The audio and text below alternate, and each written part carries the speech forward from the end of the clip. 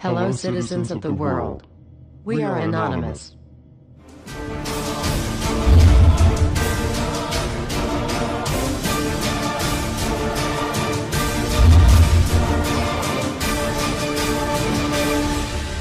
Guess what, world? We are back. Everywhere you look, corruption. We continue to fight pointless wars over lies, and we are killing innocents and letting our children die in wars just to ensure the Federal Reserve can continue their petrodollar scandal. We are sitting idly by while these crooks continue to loan fake money out to us at interest, stealing our homes, and enslaving our children. Let me make this extremely clear to all of you listening. Many corporations, especially the Federal Reserve, used the government to steal $17 trillion from your children. Your children did not have that money. They are now debt slaves. These people have stolen money from your children that are not even born yet, and sold their freedoms. They have enslaved you and many around the world. Wake up, world. And they did all of this by counterfeiting money and loaning it out at an interest. They have stolen hundreds of trillions from people around the world. Have you heard about Microsoft's Xbox manufacturers in China? They had to install suicide nets outside their buildings to ensure their employees don't jump out of the window to commit suicide. These are the conditions your children in the US will be working under when the debt is soon owed, and it will be owed. It is not a matter of if it will be owed, but it is just a matter of when. And it will happen as soon as the United States economy collapses, which will happen very, very soon. And if you think because you do not live in the United States this does not affect you, you are wrong. And you are next. The only way we can stop this is if we all unite together and fight it. People of the US are waking up to the Federal Reserve scandal, and the powers that be are currently afraid of retaliation. And that is precisely why they trying everything they can to disarm us. You know how the media has been saying gun violence has been out of control and at an all-time high. They are not simply twisting the truth here or exaggerating. They are absolutely bold-faced presenting lies to you. First off, realize, gun violence in the United States has always been shockingly low. And gun violence has dropped by 49% in the last 11 years. The already absurdly low gun violence in America has literally dropped in half. In half. The fact they are saying that it is at an all-time high perfect demonstrates how biased the government and the media is. If this doesn't prove to you that they have an agenda, then nothing will. Do you remember how the media keeps repeating that there has been 74 school shootings since Sandy Hook? Those 74 shootings were not even mass shootings like they claim. Most were suicides and none of them even took place at a school. Not a single one. They are presenting lies to you, America. When will you wake up? At some point you have to ask yourself, why would the government fake 74 mass school shootings involving children? If they get our guns, we will lose the fight against them. And they will take away absolutely all of your freedoms and you and your children will be forever slaves. And don't forget they purposefully put you and your children into that debt. And because the Federal Reserve is present in all countries, the other countries of the world are next soon after. This plan is called the New World Order. It is the same New World Order the Vice President of the United States called for on national TV a month ago. He said we need to strive for and complete the New World Order. This is also the same New World Order President George Bush and President Kennedy said is our country's lifetime goal. And the same New World Order George Bush said on national TV said will happen no matter what we do, and we cannot prevent it. This has all been a long-time plan. The Federal Reserve and their partners want complete control of humanity. We cannot let this happen. They want to rule over us, like kings and queens. And humanity will be forever lost to enslavement by a bunch of tyrants who have publicly admitted they want to kill off the majority of the population so the masses are easier to control. They are going to wipe your bloodline completely off of the earth. He'll tell you the order of things to happen. The enslavement will follow immediately after guns are taken away and you cannot fight back. If they cannot get the guns before the economic collapse, then they will wait until the economy collapses. When the economy collapses, people will be starving. There will be looters and shootings. The government will insist on taking guns away to help, and as soon as the guns are taken away, then we will fall into a complete dictatorship. Do not fall for it. Remember, They are the ones who caused the economic collapse to begin with. This is the same tactic used on Germans and it worked. So expect it. As soon as the economy collapsed and the masses were starving, the German government asked the people to give up their rights and they listened. And then eventually the government was throwing the naked masses into giant burning hot ovens for mass execution. Do not give up your rights. Do not give up your guns. Fight back, as they were the ones who caused the problem. Just so you know, the people who are behind this Federal Reserve scam and New World Order are the same ones who funded Hitler's campaign.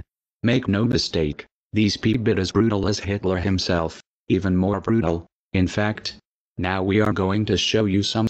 Assuming America grows some balls and we win, we will need an overall plan. We have come up with a perfect plan. This plan offers extraordinary possibilities. It will make for the most beautiful and free world you can ever imagine.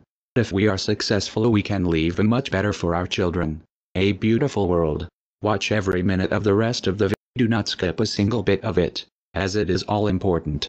If this one video gets out to and can change the world, this is your opportunity to make a difference. Please share this video. What you want with it, get paid for the views. We don't care. Just get the message out there for the world to see. Now sit back and relax, enjoy the movie.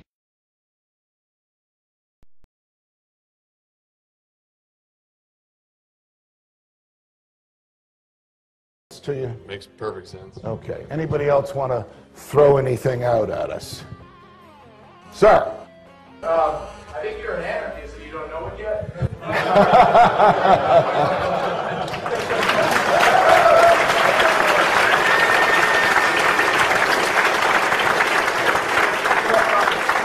Do you hear me denying anything?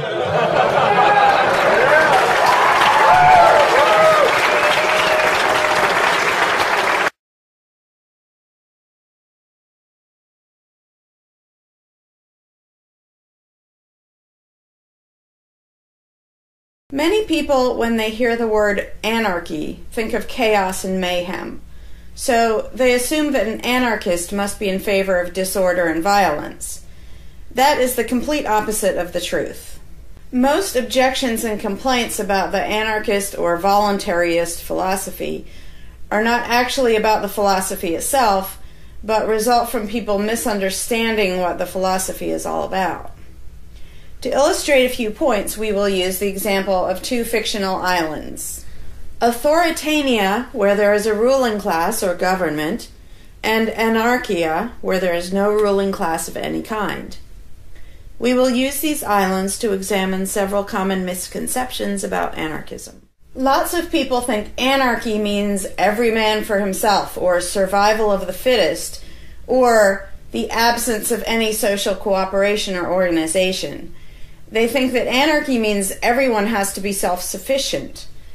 This comes from the false assumption that some kind of government is necessary for any organization to occur. Whether it's part of a republic, a democracy, a kingdom, or a dictatorship, a ruling class issues orders called laws and punishes anyone who disobeys them. That is not cooperation. That's domination. It's one group forcing its will on another. Authoritarianism can be used to force people into organized patterns, but that does not mean that people are incapable of organizing their activities without being forced. The most productive and useful examples of organization that we see today are anarchistic in nature.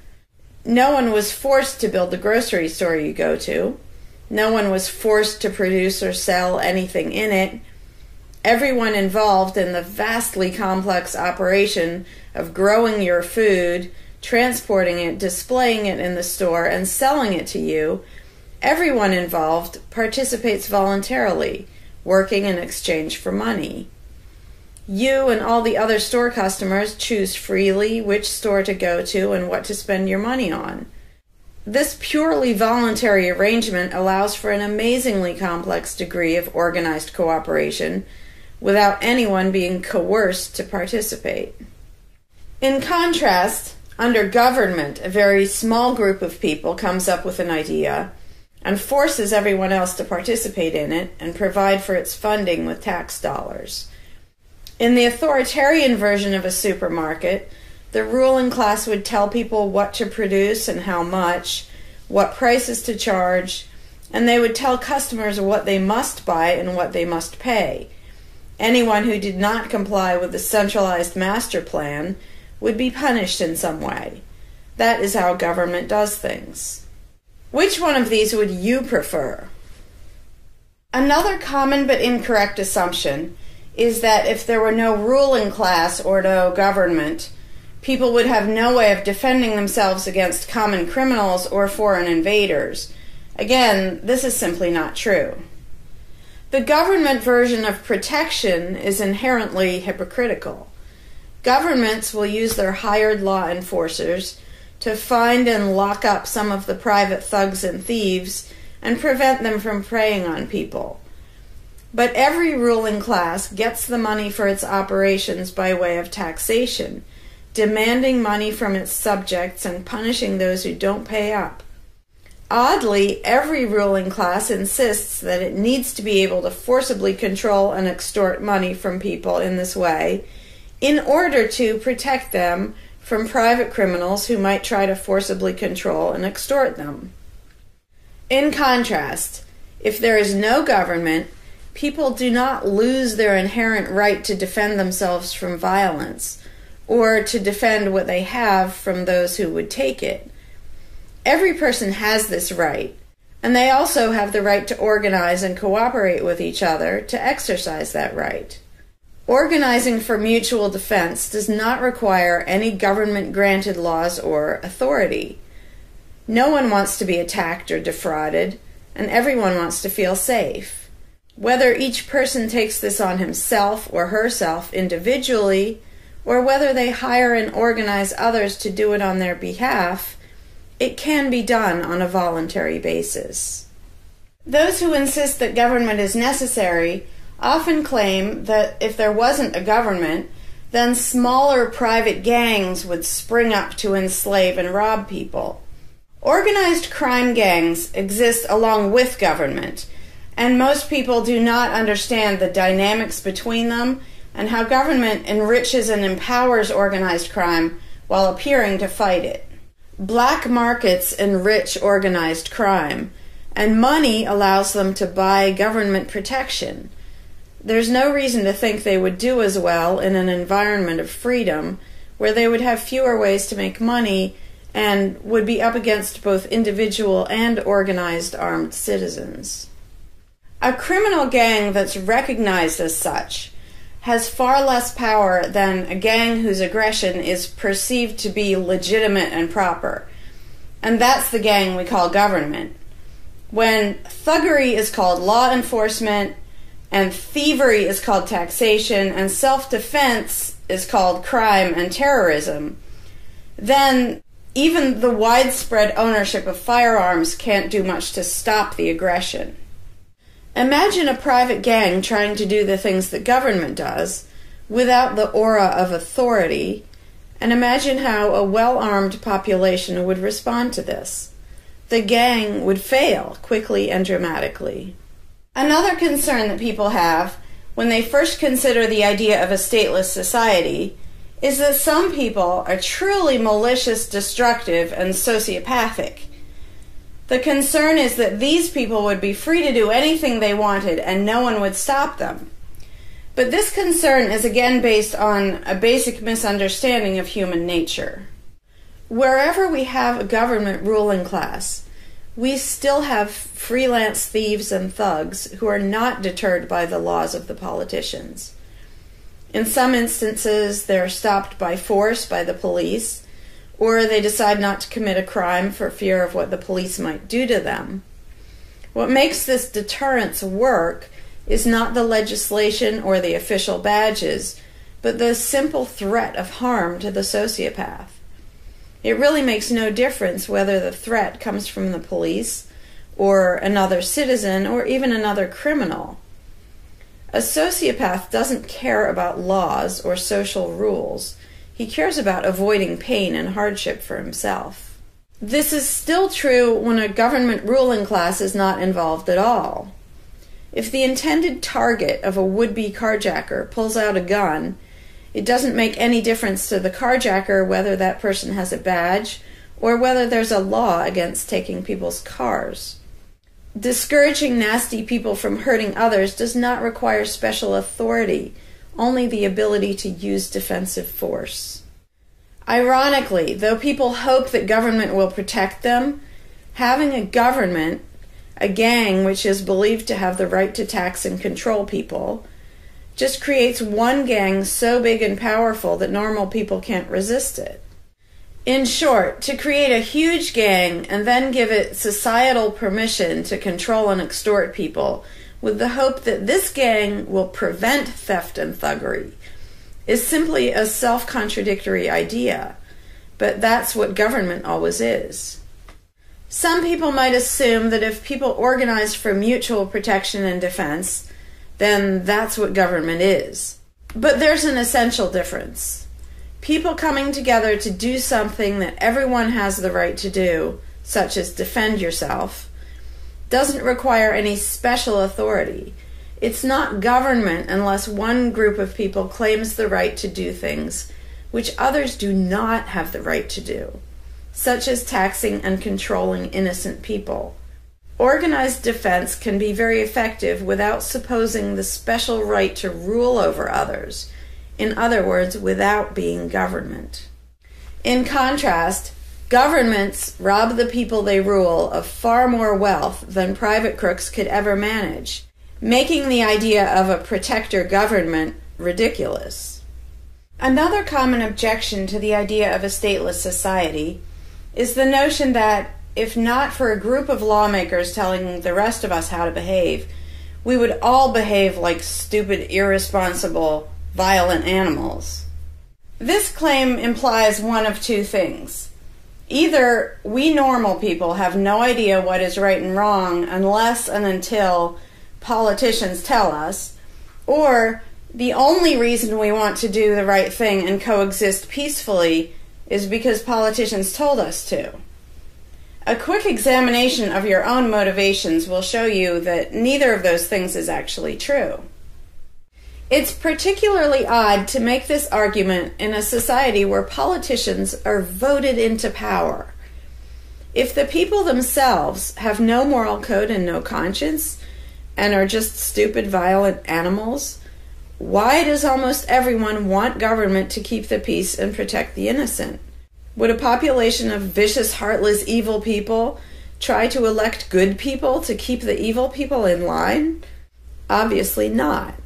The goodness and the desire for order and peace comes from us, not from the lawmakers we vote into office. The same holds true of everything that government does. If people are so short-sighted and selfish that they can't be trusted to voluntarily organize and raise money for whatever they deem important, then how can those same people be trusted to decide who should be in power? The implication is that the average person can't be trusted to run his own life, but can be trusted to choose someone to run other people's lives. Government is really not a civilizing influence. It's actually an uncivilizing influence. People who would never personally rob their neighbors constantly use the government to do it for them by way of taxation. People who would never dream of trying to control minute details of their neighbors' lives think it's just fine to vote for politicians to do it instead. Government gives everyone the opportunity and encouragement to rob and control other people without risk. So government, rather than serving as a check against the imperfections of our nature, instead drastically amplifies our greed, irresponsibility, and malice towards other human beings by giving us a legally acceptable and risk-free way to interfere with the lives and choices of our fellow men and women. Government brings out the criminal and busybody in everyone. In contrast, in the absence of a ruling class, people would lose their ability to ask lawmakers to interfere with their neighbors' lives. And we would not have law enforcers who could avoid responsibility for evil deeds by claiming that they were just following orders. Throughout history, far more theft, assault, oppression, and even murder has been committed by those acting on behalf of a supposed authority than by anybody else. Even basically good people, when they believe in government, will condone things or do things which they know would be wrong if they did them on their own. Most people know that theft and assault are bad, but they imagine that controlling their neighbors and forcing them to spend their money on things they don't want is perfectly moral and legitimate when it's done by way of the political process. Wrong becomes right when it's called taxation, legislation, regulation, and war. Anarchists know better. They know that human society will never be perfect, but it would be a whole lot better if evil deeds were committed only by genuinely nasty, sociopathic people, rather than being committed wholesale by basically good people who think that violent aggression is okay when it's called law enforcement. The fundamental principle of voluntarism is very simple. It's wrong to initiate violence against any other person, regardless of badges, laws, or alleged authority. The only time the use of force is justified is to defend against aggression. Almost everyone understands this on a personal level, but they've been taught that this basic rule of social living does not apply in the game of politics and government. Most people already know how to get along with others, and most people want a peaceful and just society. Our morality doesn't come from politicians making laws. Our ability to organize and cooperate doesn't come from the ruling class. When people escape the belief in government, they don't suddenly turn into violent animals. Our inherent right to defend ourselves and our ability to defend ourselves is not served by government. In fact, it's threatened by government more than by anything else.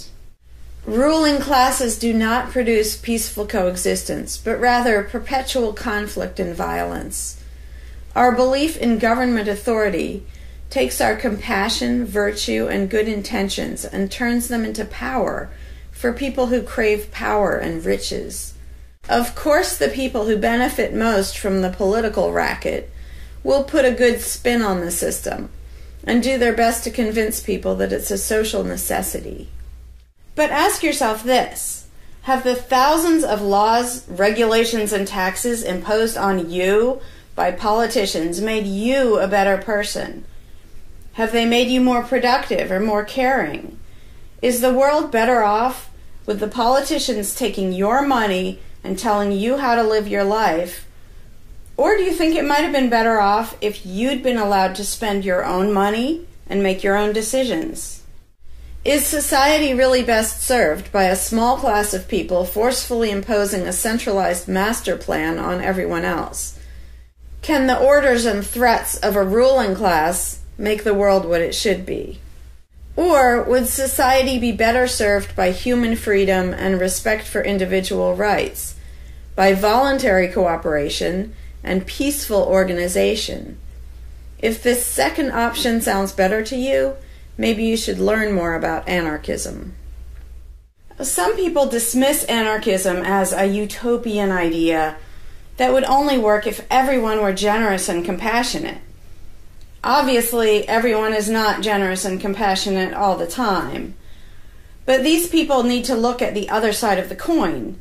If people are too stupid, greedy, and malicious to be free, aren't they too stupid, greedy, and malicious to be trusted with power over others?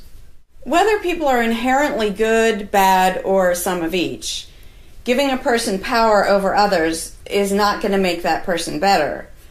In fact, power has historically been known to corrupt people and make them worse, whereas the discipline imposed by the equal freedom of everyone else brings out the best in human nature.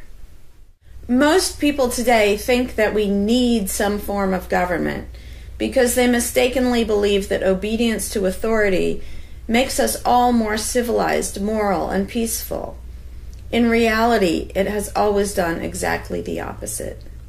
Everyone knows that governments can be corrupt, abusive, inefficient, counterproductive, even tyrannical. But most people assume that the way to fix that is to get the right people into power.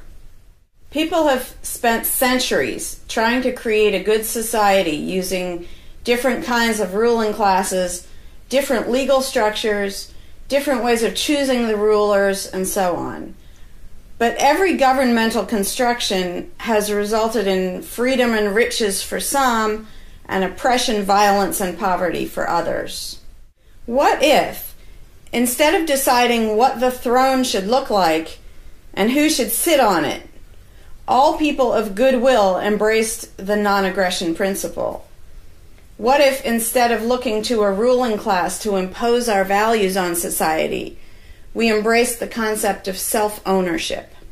These principles are simple and easy, to the point of being self-evident, but they're diametrically opposed to the authoritarian principles that most of us have been indoctrinated with.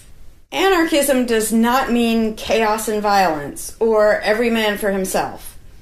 Having no government does not mean having no morality, no organization, and no cooperation. Simply put, anarchism does mean that no one is your master and no one is your slave. And that's all it means. Howdy, Larkin Rose here. I'm feeling slightly less than entirely patient and polite today, so if this video gets slightly caustic, too bad. This video is for all the people who are constantly saying, well, if not for government, we couldn't have roads, or we couldn't have police, or nobody would care for the poor, or we wouldn't be protected, whether it's from local thugs or from foreign invaders. We wouldn't have this, we wouldn't have that. So thank goodness we have government and taxes, because we wouldn't have any of those things.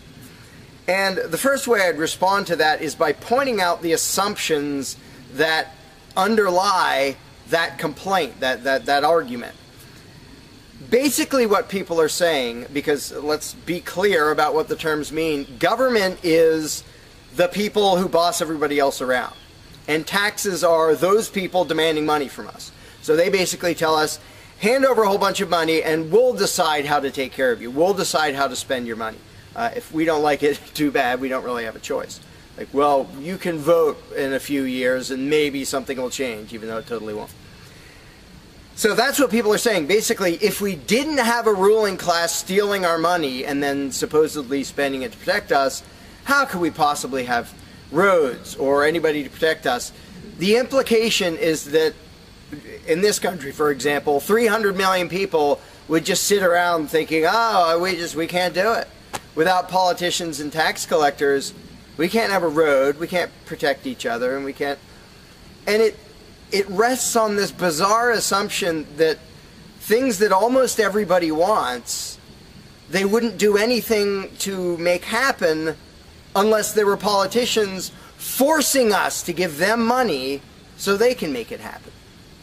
And so an example I like to use is, let's apply the same argument to food, because food is pretty darn important. I think everybody can agree. Let's apply the same argument that statists use about the roads or caring for the poor or protection or anything like that.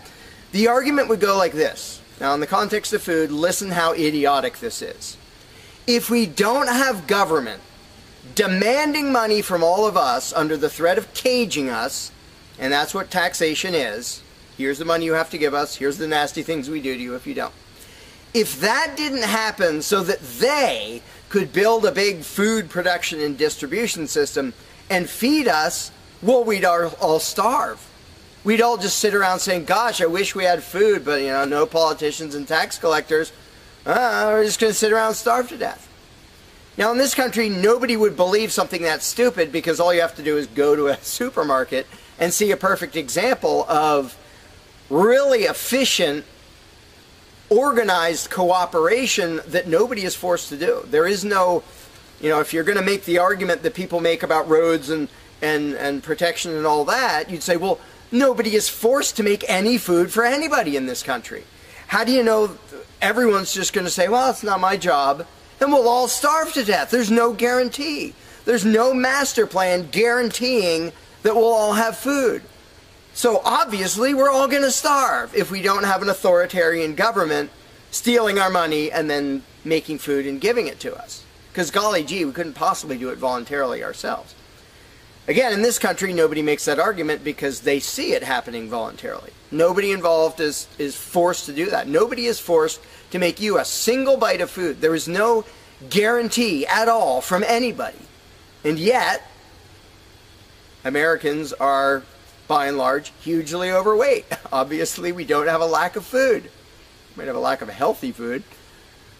But obviously, we see that example. Oh, we can handle that. You know, voluntarily, mutual cooperation, that's fine for food, but for some reason it's not okay, and we can't even fathom the idea of the exact same thing handling roads or handling protecting us or other things that almost everybody wants. So there's, in the question is this bizarre assumption that everybody will sit around really, really, really wanting something, but because there aren't politicians bossing us around and stealing our money, well, how could we possibly do it? And one of the most common things is, who will build the roads? Which is amazingly stupid to me. Just amazingly stupid. I have here in my pocket a little tiny thing. With this little tiny thing, I can be most places in this country and call people all over the world.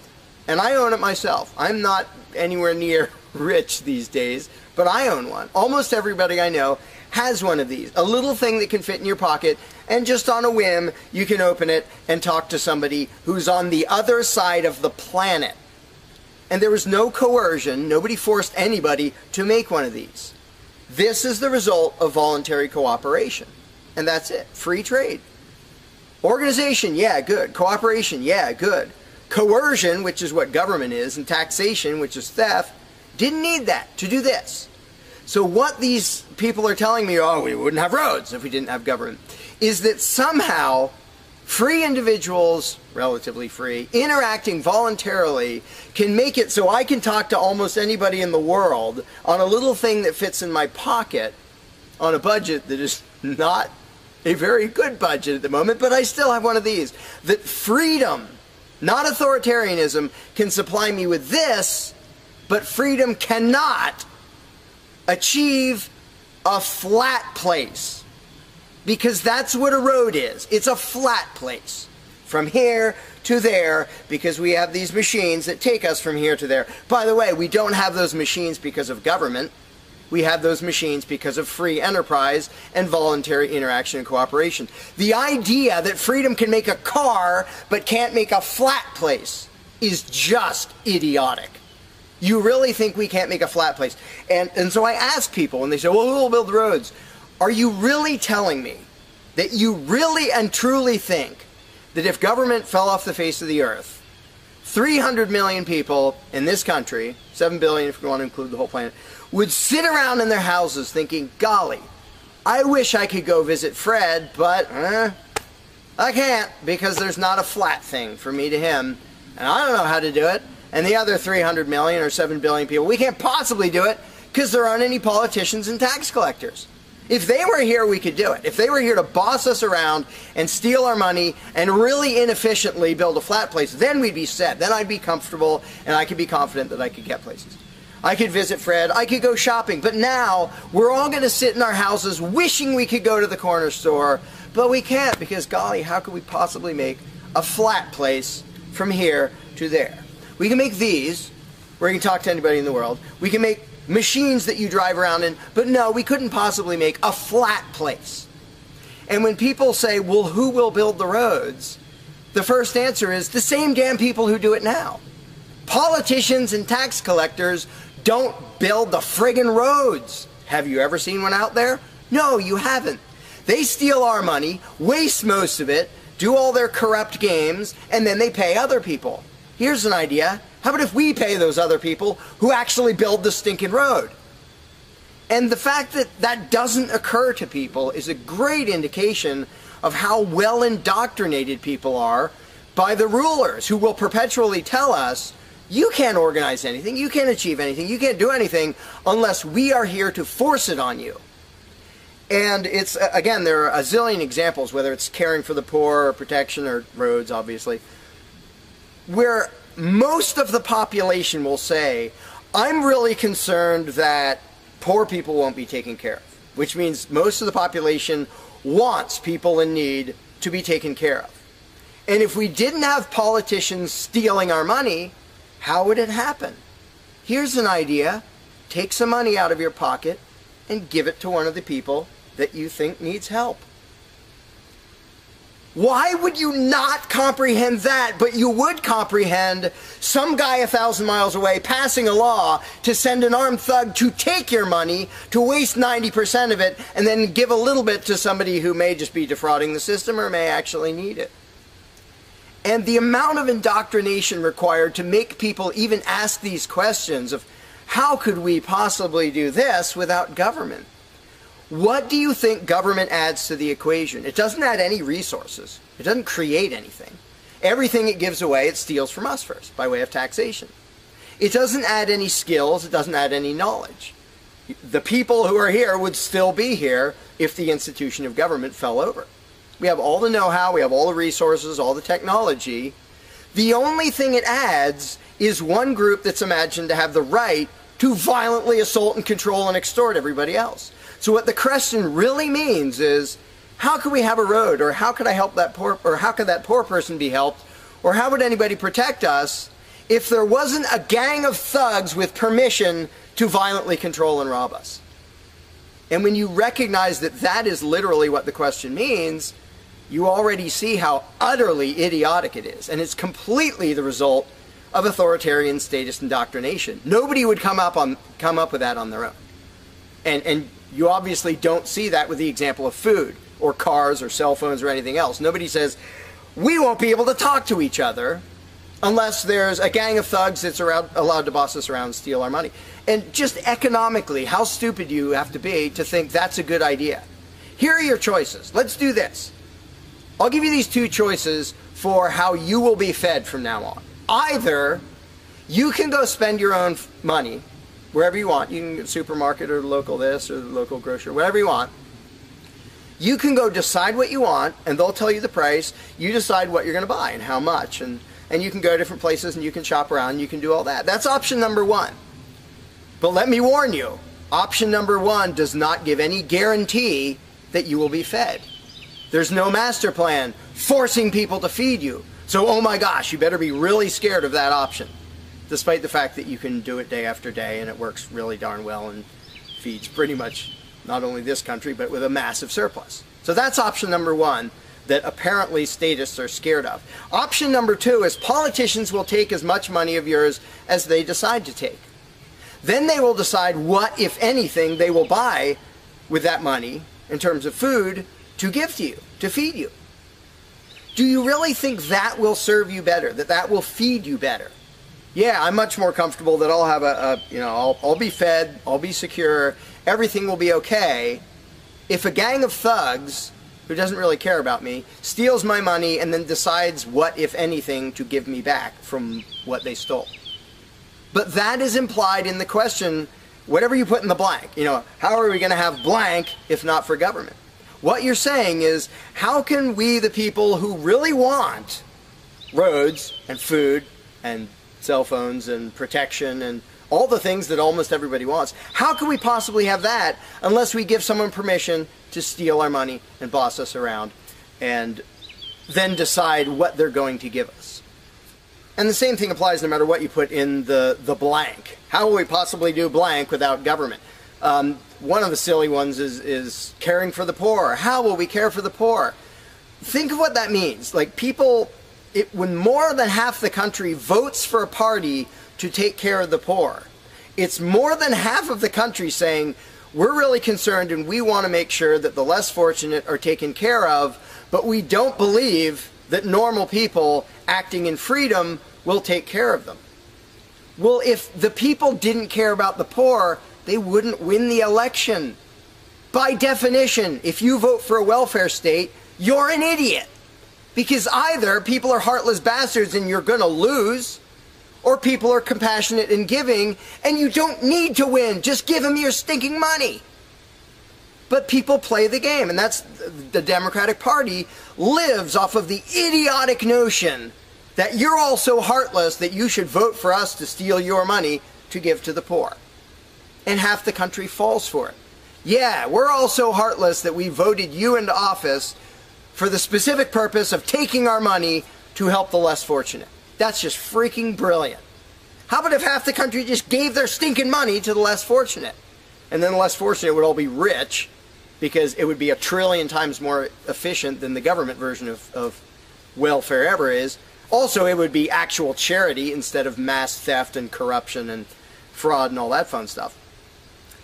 But what takes the cake, the ultimately insane thing, whatever you put in that gap, how can we have blank without a parasitic ruling class and a bunch of hired thieves?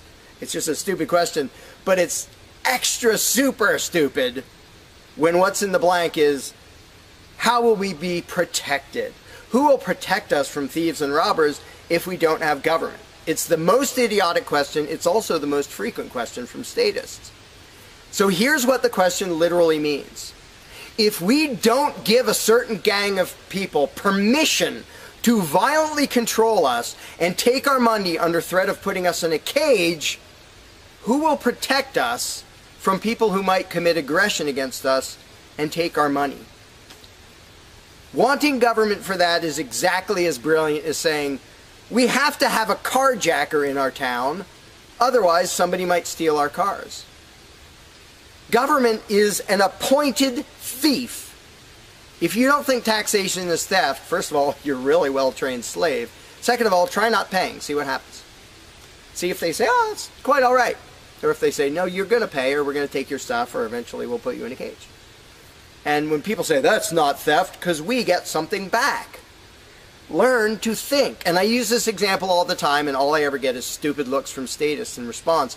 If I robbed you at gunpoint of $100, and the next day I gave you a sandwich, and you said, what? I said, hey, now everything's fine, because you benefited. I gave you a service. I gave you lunch, so that retroactively makes it okay that I robbed you at gunpoint. Would you buy that argument? No, you'd say, that doesn't make it okay. I don't care that you gave me a sandwich. And yet every statist makes the exact same argument when it comes to government. Well, we get some stuff for it after they demand our money under threat of violence and putting us in a cage. Then we get services or goods. And we don't get what we asked for, and we get lots of things we didn't ask for. But we kind of get something, and that retroactively makes it okay for them to say, give us this much of every paycheck you make, or we're sending men with guns to take your property. And the slaves justify their own enslavement. I'm proud to pay my taxes. I'm proud to get robbed by a parasitic ruling class and get a little bit back and feel good about it. Like, not only is that legitimate and justified, but I feel proud that I let myself get robbed by a bunch of crooks and parasites. But again, the ultimate thing is protection. When people say, who will protect us from aggressors and thugs and thieves if we don't have a government? Even though what government is, by its very nature, is a gang of aggressors and thugs and thieves. They issue commands. Every law they pass is a command backed by a threat of violence. You have to do this. You're not allowed to do that. Here are the nasty things we will do to you if you get caught disobeying. I mean, everybody knows that, even though they don't usually say it in terms that blunt and honest and accurate. But to say we need taxes to be protected is as stupid as you can get. It's saying we need theft to avoid theft. And the fact that people are trained to use different words so that this theft sounds okay. It's legalized, it's taxation, and we voted for the people who robbed us. Like, we got to elect our local carjacker, and that means he represents us when he demands our car and points a gun in our face. He's serving us as he steals our car, because he's going to use that car and sell it and make money to make sure nobody else steals our car. That is the essence of government. And the fact that you have hundreds of millions of victims of that scam vehemently defending it and saying, I'm not going to give that up. I don't want to give up government. Who would protect us? I don't want to give up the biggest aggressor on the planet, the biggest thief on the planet. Look at your tax bill and see how much private crooks steal from you. So before you ask that question, before you ask, how could we possibly have roads or protection or water or air or Christmas or Santa Claus or any of the zillion things that statists imagine we can't possibly have without a ruling class. Think about what the question actually means. Because when you get to the point where you understand the implications of your own question, asking, how can we possibly have this without a parasitic gang of thugs robbing us? When you actually understand what you're really asking, you won't ask the question because you will realize it's completely freaking idiotic.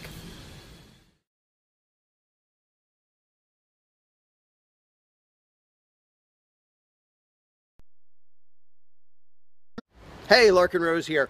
One of the first things that people are concerned about when they start thinking about a society without a ruling class is, well, what happens to the nasty people? Whether you're talking about people who are just kind of negligent or inconsiderate, play their music too loud at night or leave their trash lying around the woods or whatever it is, all the way up to people who run around attacking and murdering people. So people say, well, what would happen to them? What would we do about that? Some people even go so far as to say, if not for government, there would be nothing to stop people from committing murder and doing whatever other nasty stuff. And it's funny because when somebody says that, there would be no consequences, they could do whatever they wanted and nobody would stop them, the person saying that is implying that he isn't going to do anything. If there's someone running around attacking and murdering innocent people, the guy who said nothing will happen to them, obviously he's not going to do anything or something would happen to them. But not only is he demonstrating his own cowardice when he said there would be nothing to stop murderers, he's also projecting his own immaturity and irresponsibility onto the rest of the world, because he's also saying the other 7 billion people wouldn't do anything about it, which obviously isn't true. I would, wouldn't you? If somebody was running around murdering your neighbors, would you just go, well, there aren't politicians and there's nobody with a badge and we don't have tax collectors and bureaucrats, so, oh well, I guess they're just out of luck, they're going to get murdered. And would you not even protect yourself if there wasn't government? Obviously, lots and lots of people, all the sane people, would do whatever they could to protect themselves and defend the innocent. So to say nothing would happen is just really bizarre. And it comes from having a mentality basically of a little kid in a classroom, where the teacher walks out of the room and the kids are just sitting there. We don't know what to do. No authorities telling us what to do. And Johnny's throwing things at me. And there's no teacher to stop him. Ah! Because most people, having been trained into authoritarian mentality, it never occurs to them that they are the ones who should fix anything, who should stop anything. And so when people say, well, what would be done about this and that and the other thing, nasty people doing nasty things, the first thing I ask is, well, what would you do about it? Because people are so into the mentality that there has to be some master plan and some authority who writes down the law of here is what will be done with those people, that people don't think in terms of, well, what would I do about it? Which is why I always ask people, well, what would you do about it? You're a person just as much as me and just as much as the other 7 billion. What would you feel justified in doing if somebody was polluting or playing their music too loud at night or running around murdering people or whatever in between you can think of? Any nasty thing, what would you feel justified in doing about it? Because there's a very basic rule of being a moral human being, which is if it would be wrong for you to do something, don't ask anybody else to do it. And the rule is so simple, so self-evident and obvious that most people will go, well, duh, of course. Trouble is, nobody in the world who believes in government abides by that rule. Nobody. I don't care if you're a constitutionalist, Democrat, Republican, fascist, communist, anything, any kind of statist. There is nobody who believes in government who abides by the most basic rule of morality, which is if it's wrong for you to do something, don't ask somebody else to do it. Because every single candidate, every party, every government always does things that the voters know they themselves have no right to do. And to say something like, well, I'm voting for the guy who's going to tax you less. Well, do you have the right to rob me a little bit less than the other guy? No, you don't.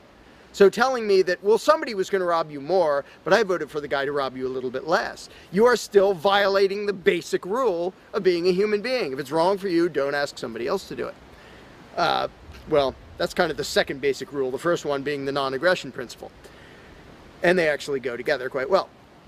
But when people are in the mindset that there's going to be some major centralized plan to deal with whatever, polluters or people who play their music too loud or murderers or whatever else, they have to get out of that mindset. They have to start to think that maybe they are among the people who have to do something about it. So instead of saying, what will be done about such and such, well, what will you do about it? What should I do about it? And this doesn't magically make all the problems go away, but the actual practical challenge of dealing with most disputes is trivial compared to the challenge of getting people to think like responsible adults, where they start to think, well, maybe it's up to me. And a while back I did little events called Escaping the Myth, and one of the little mental exercises I did with these little groups of people is, imagine we're on an island and we're it. There's no government, there's no authority, there's nobody with a badge, and one of us is running around stealing stuff from other people. He's not killing anybody, but he's stealing stuff.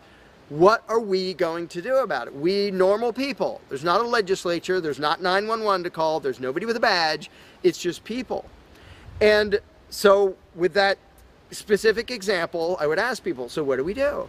And just off the top of their heads, everybody comes up with solutions that are way better than what government ever does. First of all, every government solution is, all right, step one, I get to rob everybody.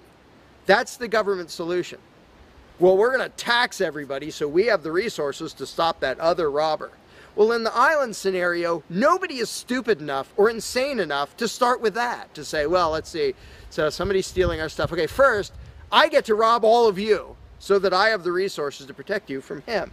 Nobody is that insane. Everybody is insane enough to believe that who believes in government. And I did for many years. I was stupid enough to actually think that it was rational and moral to advocate mass extortion in order to protect people. And that's just stupid.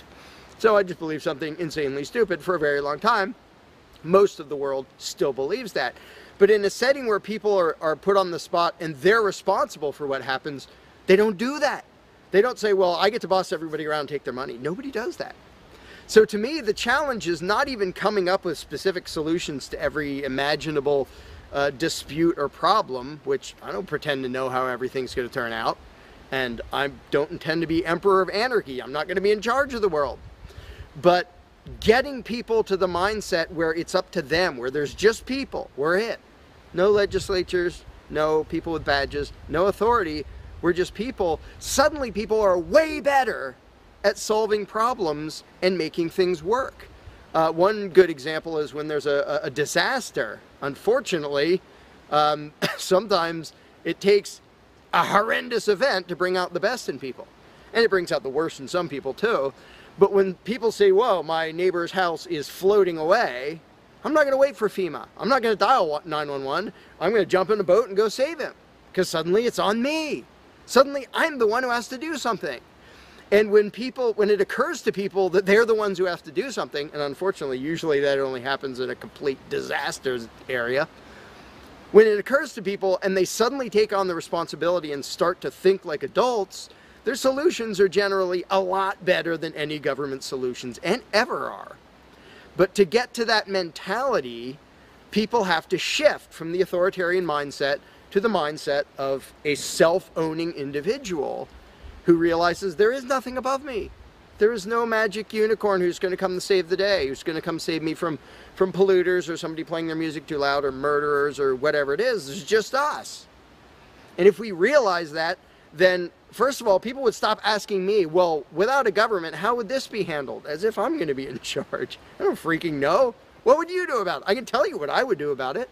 I could tell you what I might suggest, what I might predict, but who cares? I'm one of 7 billion people. I'm not going to be in charge any more than you are. So it's really a mental exercise that people have to think over in their own heads with their own moral codes instead of waiting for some outside answer. And it's why I don't usually get into those discussions of, well, here's my plan for how to deal with this and that and the other thing, because my plan doesn't matter. My plan will not be the best plan for any problem you can come up with. There will be a million people with better plans than whatever I could come up with. So don't ask me to describe how you are going to fix problems. I don't freaking know. And you can see the mind shift in people when they grasp that they own themselves and they suddenly realize, oh, okay, well, yeah, there are things we can do to settle disputes, to protect ourselves from attackers, to do this or that or the other thing. But the first step is just grow up. Stop thinking it's somebody else's business to make the world work. Well, how will the poor be cared for? I don't know. What are you going to do? Well, how will we be protected from this? I don't know. What are you going to do about it? And it is inconvenient. It's inconvenient to be a free person where you can't just be a kid in a classroom whining to the teacher to save the day and fix everything and make everything work, where you actually have to be a responsible adult. And that's one of the main reasons why people like the belief in authority, because then they can live with the lie that all they have to do is obey and do as they're told and everything will be okay. First of all, no, it won't be okay. Second of all, you're not even being a human being.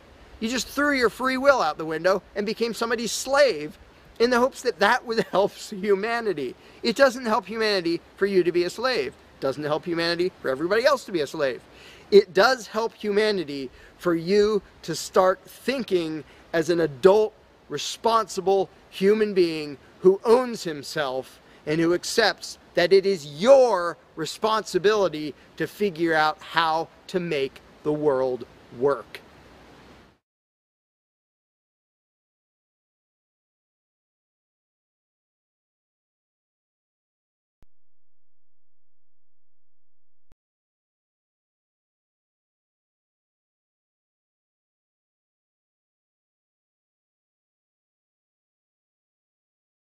You cannot begin to imagine in how many ways the world is the opposite of what you have been taught to believe. You see the guy who sells drugs to willing customers so he can feed his family as the scum of the earth, while you see the hypocrite who gives away stolen money in the name of government as a saint. You see the guy who tries to avoid being robbed by the federal thugs as a crook and a tax cheat, but see as virtuous the politician who gives away the same stolen loot to people to whom it does not belong. You see the cop as a good guy when he drags a man away from his friends and family and throws him in prison for 10 years for smoking a leaf. And you see anyone who defends himself from such barbaric fascism as the lowest form of life, a cop killer. In reality, most drug dealers are more virtuous than any government social worker, and prostitutes have far less to be ashamed of than political whores, because they trade only with what is rightfully theirs, and only with those who want to trade with them. The upstanding, church-going, law-abiding, tax-paying citizen who votes Democrat or Republican is far more despicable and a bigger threat to humanity than the most promiscuous, lazy, drug-snorting hippie. Why? Because the hippie is willing to let others be free, and the voter is not. The damage done to society by bad habits and loose morality is nothing compared to the damage done to society by the self-righteous violence committed in the name of the state. You imagine yourselves to be charitable and tolerant when you are nothing of the sort. Even the Nazis had table manners and proper etiquette when they weren't killing people.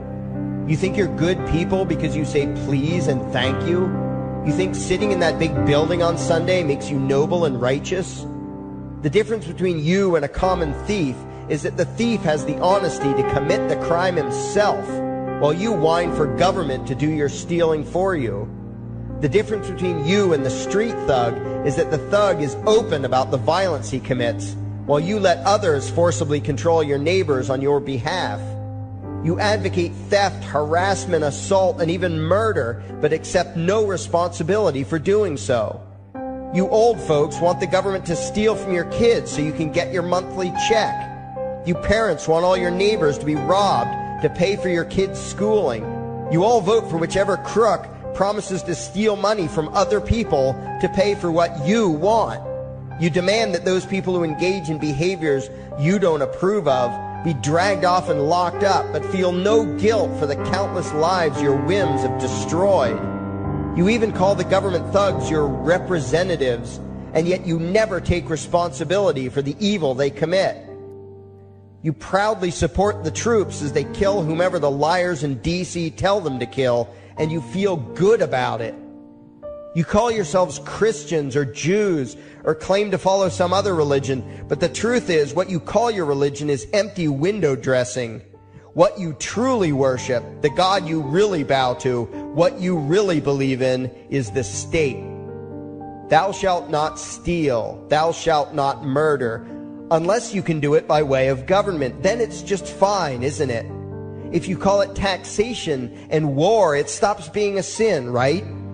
After all, it was only your God that said you shouldn't steal and murder, but the state said it was okay. It's pretty obvious which one outranks the other in your minds. Despite all the churches, synagogues, and mosques we see around us, this nation has one God and only one God, and that God is called government. Jesus taught nonviolence and told you to love your neighbor, but the state encourages you to vote for people who will use the violence of government to butt into every aspect of everyone else's life. Which do you believe? To those about to stone a woman who had committed adultery, Jesus said, "Let him who is without sin cast the first stone." But the state says it's perfectly fine to lock someone up if they do something you find distasteful, such as prostitution. Which do you believe? The Christian God says, "Thou shalt not covet," but coveting is the lifeblood of the beast that is the state. You are taught to resent, despise, and hate anyone who has anything you don't have. You clamor for the state to tear other people down, steal their property, and give it to you. And you call that fairness. The Bible calls it coveting and stealing. You are not Christians. You are not Jews. You are not Muslims. And you certainly aren't atheists. You all have the same God, and its name is government. You're all members of the most evil, insane, destructive cult in history. If there ever was a devil, the state is it, and you worship it with all your heart and soul. You pray to it to solve every problem, to satisfy all your needs, to smite your enemies, and to shower its blessings upon you. You worship what Nietzsche called the coldest of all cold monsters, and you hate those of us who don't. To you, the greatest sin is disobeying your God, breaking the law, you call it, as if anyone could possibly have any moral obligation to obey the arbitrary commands and demands of the corrupt, lying, delusional megalomaniacs who infest this despicable town. Even your ministers, priests, and rabbis, more often than not, are traitors to their own religions, teaching that the commands of human authority should supersede adherence to the laws of the gods they say they believe in. Several years ago, I heard one pompous evangelical jackass in particular pontificating on the radio that anyone who disobeys the civil authority, be it a king or any other government, is engaging in rebellion against God. Those were the exact words he used. What if the government is doing something wrong? Well, this salesman for Satan opined, that is the business of those in government, and you are still obligated to obey. Everywhere you turn, be it the state or the church, the media or the schools, you are taught one thing above all else, the virtue of subjugating yourselves to mortals who claim to have the right to rule you. It is sickening the reverence with which you speak of the liars and thieves whose feet are so firmly planted on your necks. You call the congressmen and the judges honorable, and you swoon at the magnificence of the grandiose halls they inhabit, the temples they built to celebrate the domination of mankind. You feel pride at being able to say you once shook a senator's hand or saw the president in person. Ah, yes, the grand deity himself, His Royal Highness, the President of the United States of America. You speak the title as if you're referring to God Almighty. The vocabulary has changed a bit, but your mindset is no different from that of the groveling peasants of old who bowed low, faces in the dirt, with a feeling of unworthiness and humility when in the presence of whatever narcissist had declared himself to be their rightful lord and master. The truth of the matter, back then and today, is that these parasites who call themselves leaders are not superior beings. They are not great men and women. They are not honorable. They're not even average. The people who earn an honest living, from sophisticated millionaire entrepreneurs to illiterate day laborers doing the most menial tasks you can imagine, those people deserve your respect. Those people you should treat with courtesy and civility. But the frauds who claim the right to rule you and demand your subservience and obedience, they deserve only your scorn and contempt. Those who seek so-called high office are the lowest of the low. They may dress better, have larger vocabularies, and do a better job of planning out and executing their schemes, but they are no better than pickpockets, muggers, and carjackers. In fact, they are worse, because they don't want to rob you of just your possessions. They want to rob you of your very humanity, deprive you of your free will, by slowly leeching away your ability to think, to judge, to act, reducing you to slaves in both body and mind. And still you persist in calling them leaders. Leaders? Where is it that you think you're going exactly that would require you to have a leader? If you just live your own life and mind your own damn business, exercising your own talents, pursuing your own dreams, striving to be what you believe you should be, what possible use would you have for a leader? Do you ever actually think about the words that you hear, the words that you repeat? You parrot oxymoronic terms such as the leader of the free world, even pretending for a moment that there is some huge journey or some giant battle that everyone in the entire nation is undertaking together that would require a leader. Why would you ever think, even for a moment, that the crooks that infest this town are the sort of people you should listen to or emulate or follow anywhere? Somewhere inside your mostly dormant brains, you know full well that politicians are all corrupt liars and thieves, opportunistic con men, exploiters, and fearmongers. You know all this, and yet you still speak as if you are the ones who are the stupid, vicious animals, while the politicians are the great, wise role models, teachers, and leaders without whom civilization could not exist. You think these crooks are the ones who make civilization possible? What belief could be more absurd? Yet when they do their pseudo-religious rituals, deciding how to control you this week, you still call it law, and continue to treat their arbitrary demands as if they were moral decrees from the gods that no decent person would ever consider disobeying. You have become so thoroughly indoctrinated into the cult of state worship that you are truly shocked when the occasional sane person states the bleeding obvious. The mere fact that the political crooks wrote something down and declared their threats to be law does not mean that any human being anywhere has the slightest moral obligation to obey.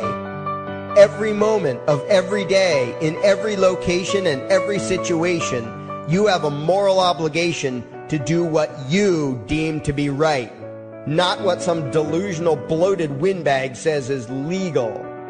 And that requires you to first determine right and wrong for yourself, a responsibility you spend much time and effort trying to dodge. You proclaim how proud you are to be law-abiding citizens and express your utter contempt for anyone who considers himself above your so-called laws, laws that are nothing more than the selfish whims of tyrants and thieves. The word crime once meant an act harmful to another person. Now it means disobedience to any one of the myriad of arbitrary commands coming from a parasitical criminal class. To you, the term crime is nearly synonymous with the word sin, implying that the ones whose commands are being disobeyed must be something akin to gods, when in truth they are more akin to leeches. The very phrase, taking the law into your own hands, perfectly expresses what a sacrilege it is in your eyes for a mere human being to take upon himself the responsibility to judge right from wrong and to act accordingly, instead of doing what you do, unthinkingly obeying whatever capricious commands this cesspool of maggots spews forth. You glorify this criminal class as lawmakers and believe that no one is lower than a lawbreaker, someone who would dare disobey the politicians. Likewise, you speak with pious reverence of law enforcers, those who forcibly impose the politicians' every whim upon the rest of us. When the state uses violence, you imagine it to be inherently righteous and just, and if anyone resists, they are, in your eyes, contemptible lowlifes, lawless terrorist criminals. Like the lawless terrorist criminals who helped slaves escape the plantations. Like the lawless terrorist criminals who helped Jews escape the killing machine of the Third Reich. Like the lawless terrorist criminals who were crushed to death under the tanks of the Red Chinese government in Tiananmen Square. Like all the lawless terrorist criminals in history who had the courage to disobey the never-ending stream of tyrants and oppressors who have called their violence authority and law. And that includes the lawless terrorist criminals who founded this country. Everything you think you know is upside down, backwards, and inside out. But what has to take the cake, the height of your insanity, is the fact that you view as violent terrorists the only people on the planet who oppose the initiation of violence against their fellow men. Anarchists, voluntarists, and libertarians. We use violence only to defend ourselves against someone who initiates violence against us. We use it for nothing else. Meanwhile, your belief system is completely schizophrenic and self-contradictory. On the one hand, you teach the young slaves that violence is never the answer. Yet out of the other side of your mouths, you advocate that everyone and everything, everywhere and at all times be controlled, monitored, taxed, and regulated through the force of government. In short, you are teaching your children that the masters may use violence whenever they please, but the slave should never resist. You indoctrinate your children into a life of unthinking, helpless subservience. You are putting the chains around their little necks and fastening the locks tight. And worst of all, you feel good about it. Out of one side of your mouths, you condemn the evils of fascism and socialism and lament the injustices of the regimes of Hitler, Stalin, and Mao. While out of the other side of your mouths, you preach exactly what they did. The worship of the collective, the subjugation of every individual to that evil insanity that wears the deceptive label, the common good. You babble on and on about diversity and open-mindedness, and then beg your masters to regulate and control every aspect of everyone's lives, creating a giant herd of unthinking conformist drones. You wear different clothes and have different hairstyles, and you think that makes you different. Yet all your minds are enslaved to the same club of masters and controllers. You think what they tell you to think and do what they tell you to do while imagining yourselves to be progressive, thinking, and enlightened. From your position of relative comfort and safety, you now condemn the evils of other lands and other times while turning a blind eye to the injustices happening right in front of you. You tell yourself that had you lived in those other places, in those other times, you would have been among those who stood up against oppression and defended the downtrodden. But that is a lie. You would have been right there with the rest of the flock of well-trained sheep, loudly demanding that the slaves be beaten, that the witches be burned, that the nonconformists and rebels be destroyed. How do I know this? Because that is exactly what you are doing today. Today's injustices and oppressions are fashionable and popular, and those who resist them, you tell yourselves, are just malcontents and freaks, people whose rights don't matter, people who deserve to be crushed under the boot of authority. Isn't that right? You bunch of spineless, unthinking hypocrites, look in the mirror. Take a good look at what you imagine to be righteous and kind. You are the devil's plaything. The crowds of thousands wildly applauding the speeches of Adolf Hitler, that was you. The mob demanding that Jesus Christ be nailed to the cross, that was you. The white invaders who celebrated the wholesale slaughter of those godless redskins, that was you. The throngs filling the Colosseum, applauding as the Christians were fed to the lions, that was you. Throughout history, the perpetual suffering and injustice occurring on an incomprehensible scale, it was all because of people just like you. The well-trained, thoroughly indoctrinated conformists, the people who do as they're told, who proudly bow to their masters, who follow the crowd, believing what everyone else believes and thinking whatever authority tells them to think, that is you. And your ignorance is not because the truth is not available to you. There have been radicals preaching it for thousands of years. No, you are ignorant because you shun the truth with all your heart and soul. You close your eyes and run away when a hint of reality lands in front of you. You condemn as extremists and fringe kooks those who try to show you the chains you wear because you don't want to be free. You don't even want to be human. Responsibility and reality scare the hell out of you, so you cling tightly to your own enslavement and lash out at any who seek to free you from it.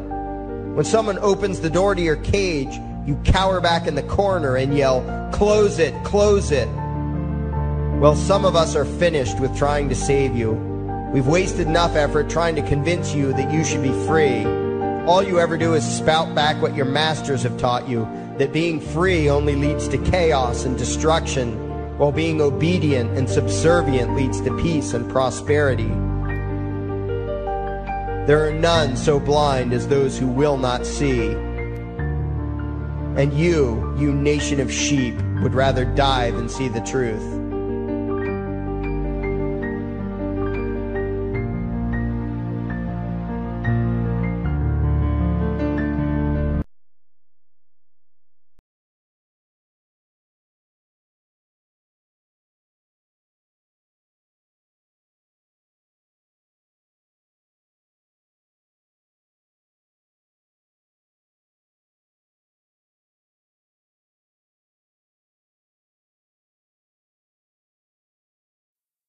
There is something I need you to do. Favorite, like and share this video. Now that you have done that, go to your browser add-ons, download YouTube Video Downloader, come back to this video and save the video to your computer and upload it your YouTube channel. Use a different title than the one used for this video. We now have a new YouTube channel. It is called Anarchy World. It's all one word. Subscribe to us. And the videos used in this video were by Larkin Rose, also one word. Look for his channel and subscribe to him as well. Thank you. And by the way, these are the people responsible.